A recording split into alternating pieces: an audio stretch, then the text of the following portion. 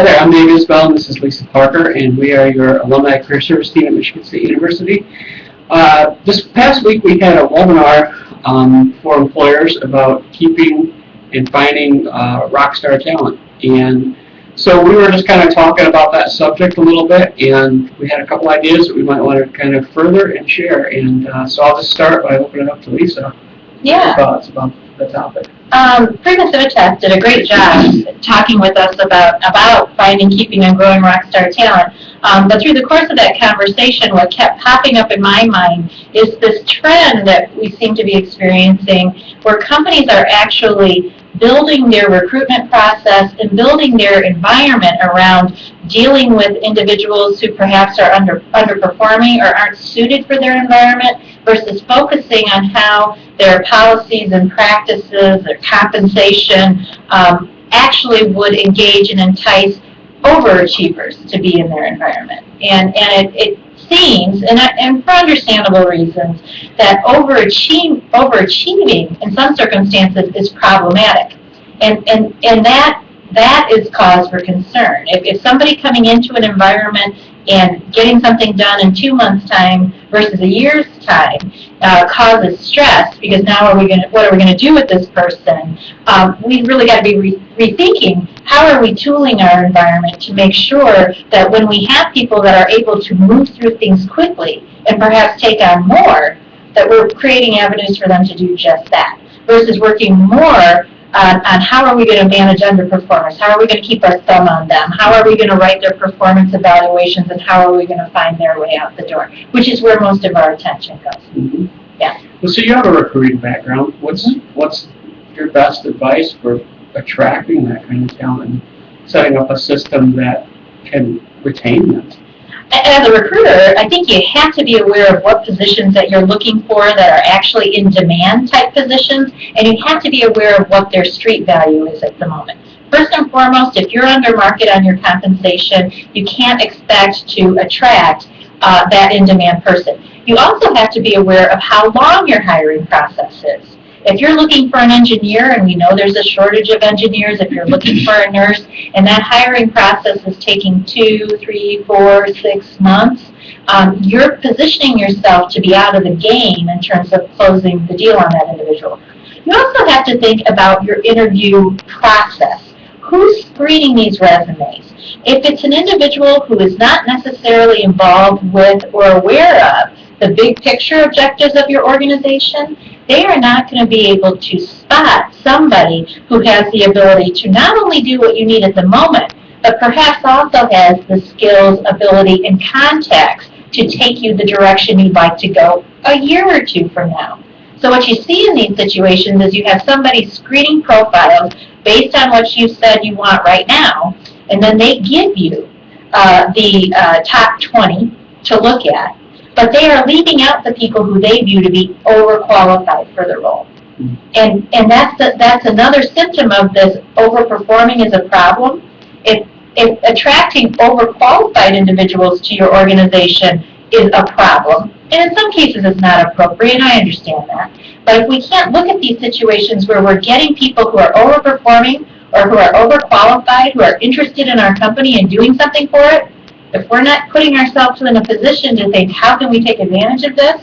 How can we turn this into a positive for our revenue, for our branding, for our reach? We're missing an opportunity. Mm-hmm. So what would you say to like a smaller company that maybe has 10 or 12 employees and maybe they can't compete with the big, huge corporations involved with compensation and things like that? Well, how could they find somebody that really fits for their organization? Because oftentimes, if you've got a 12-person team, every person has to kind of be a rock star. Yeah. Oh, absolutely. So how does that employer do it? The environment can have a lot to do with it, and I think top performers like to have the ability to have ownership and responsibility of something, and perhaps it's actual ownership, as in a piece of this organization if I accomplish this goal for you. But being able to drive something and build something, it is motivating. I get a little bit sticky on the concept that smaller organizations can't pay competitively.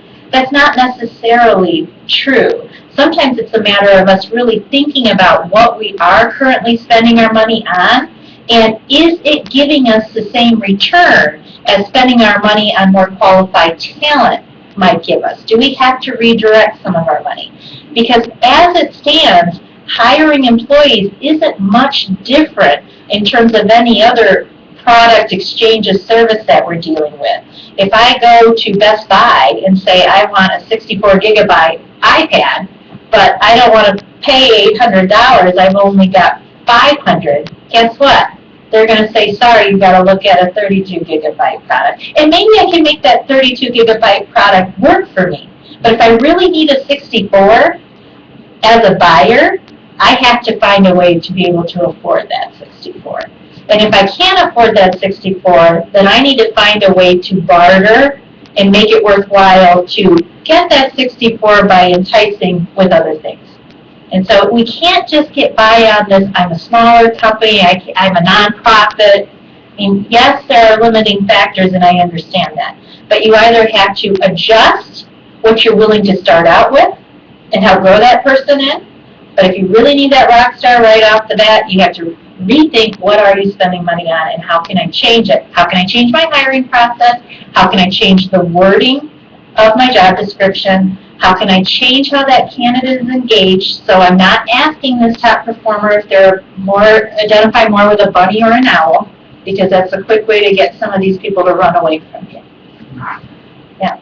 Any other thoughts or questions? Is there anything you're seeing in terms of frustrations on the part of top talent? Well, I'll tell you, the overqualified thing comes up a lot. Yeah. And so, it's always kind of an oxymoron. I mean, how can someone really be overqualified for something? I think a lot of times what that means is we don't think we can afford you, or we don't think you're going to stay. And it's different if they're overqualified in things that aren't relevant to the company. Oh, sure. It's Yeah. totally different. But we do see, Dave and I see on a regular basis, job seekers who actually consider being told that they're overqualified a bad thing. Mm-hmm. And to me, that's a compliment. That's where we say, great, I'm glad you're seeing these skills in me. What is it that you view in my background to be above and beyond what you need? Mm-hmm. And get the organization to articulate that for you. And then once they've articulated it for you, is there any way you could see to make use of what's above and beyond what you need? And if they can't, great. We're on the same page. You brought awareness to me in terms of what you see of my capabilities. Can you think of other organizations you're aligned with that could possibly make use of this wonderful above and beyond portion of me? Yeah, perfect. Don't run away from it. We don't want to dummy down. As job seekers, we don't want to dummy down. We want to sell appropriately. And as companies recruiting, we don't want to be anticipating failure and underpaying as a result of it. And we don't want to be building our hiring process, our onboarding process, and our retention process around underperformers. Because that's a surefire way to lose talented professionals. A lot of good perspective there. Yeah, that's what I got. So thank you for joining us today, and we will see you next time.